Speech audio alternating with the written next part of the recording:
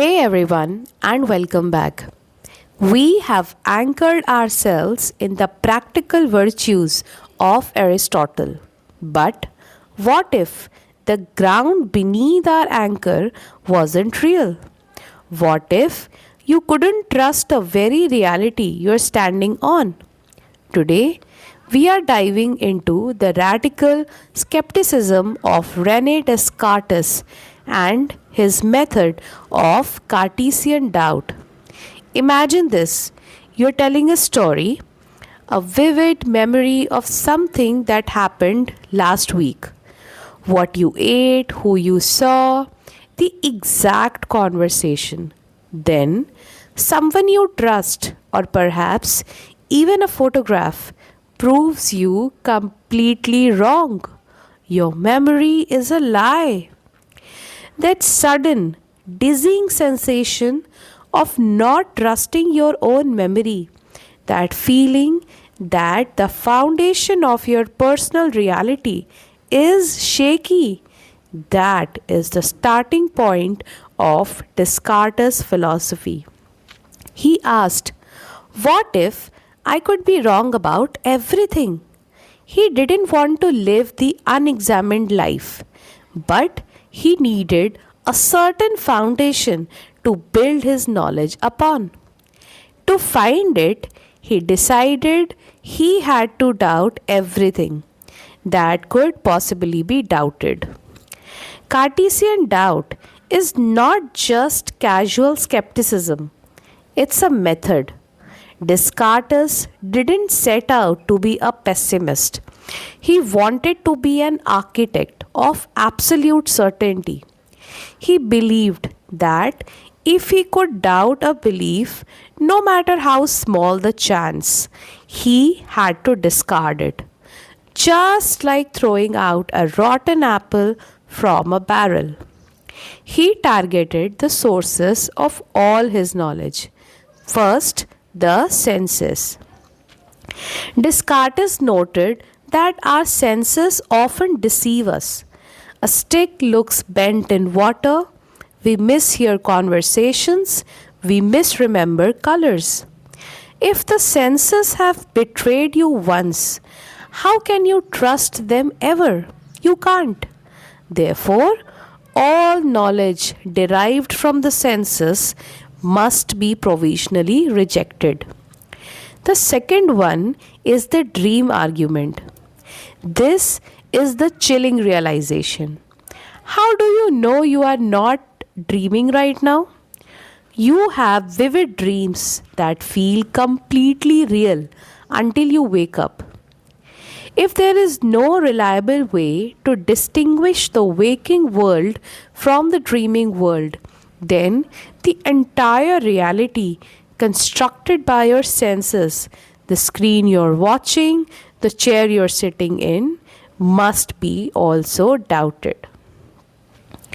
Now, the third one is the evil demon. This is where Descartes goes nuclear. He postulates the existence of an all powerful, malicious demon whose sole purpose is to deceive him about everything, including even simple mathematical truths. What if 2 plus 3 equal to 5 is a lie planted in your mind? If such a deceiver could exist, then all previous mathematical and logical truths are also doubtful. After methodically doubting his senses, his body, the external world, and even mathematics, Descartes arrives at the single point that cannot be doubted. Even if an evil demon is deceiving him about everything, there must be a him being deceived. The very act of doubting proves something exists, the thinker. He concludes, cogito ergo sum. I think, therefore I am. This is the bedrock, the one single absolute certainty in the universe. I exist as a thinking thing. It's not the body that is certain, it's the conscious awareness that is certain.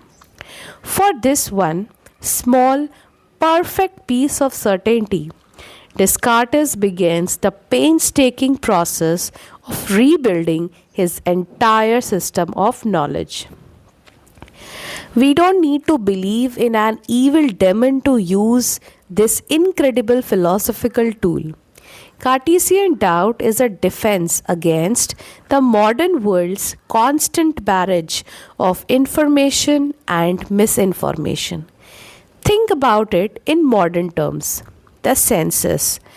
Don't trust the headline you saw. Check the source. The second one, the dream argument. Are you reacting to actual reality right now or the anxiety built up by your social media feed? The third one, the evil demon. Is there a powerful outside force intentionally deceiving you about a simple truth you have always accepted?